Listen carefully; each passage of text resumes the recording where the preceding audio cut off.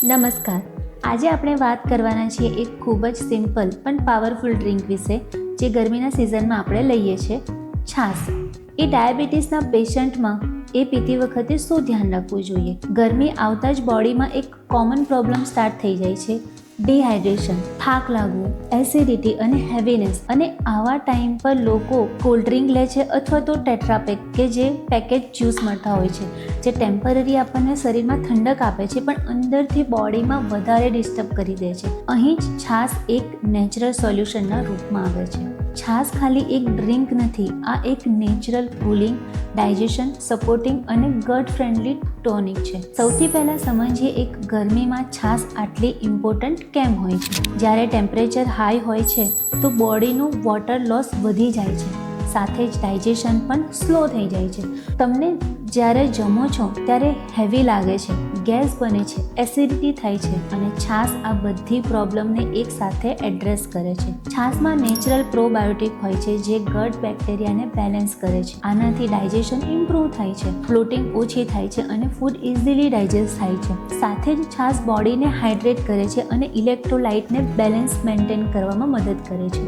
એટલા માટે જ્યારે તમને થાક લાગે તો છાશ પીશો તો તમને એનર્જી ફીલ થશે. હવે એક સિમ્પલ એક્ઝામ્પલ સમજો. જો તમે હેવી લંચ લો છો તો જેમ કે થેપલા છે, શાક કાં તો થોડું ઓઇલી જમવાનું અને એના પછી એક ગ્લાસ છાશ લઈ લીધી તો તમને હેવીનેસ ઓછી ફીલ થશે અને ડાયજેશન સ્મૂથ થઈ જશે. આ એનો રિયલ બેનિફિટ છે. પણ હવે સૌથી ઇમ્પોર્ટન્ટ પાર્ટ, ડાયાબિટીસ પેશન્ટમાં શું ધ્યાન રાખવું જોઈએ?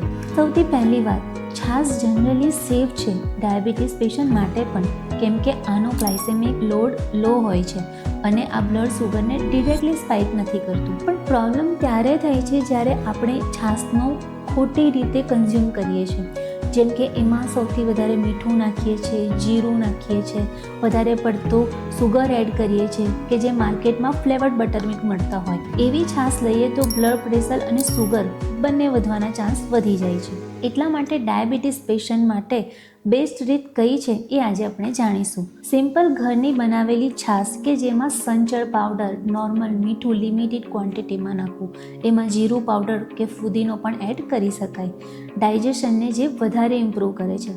બીજી ઇમ્પોર્ટન્ટ વાત, ક્વોન્ટિટી અને ટાઈમિંગ.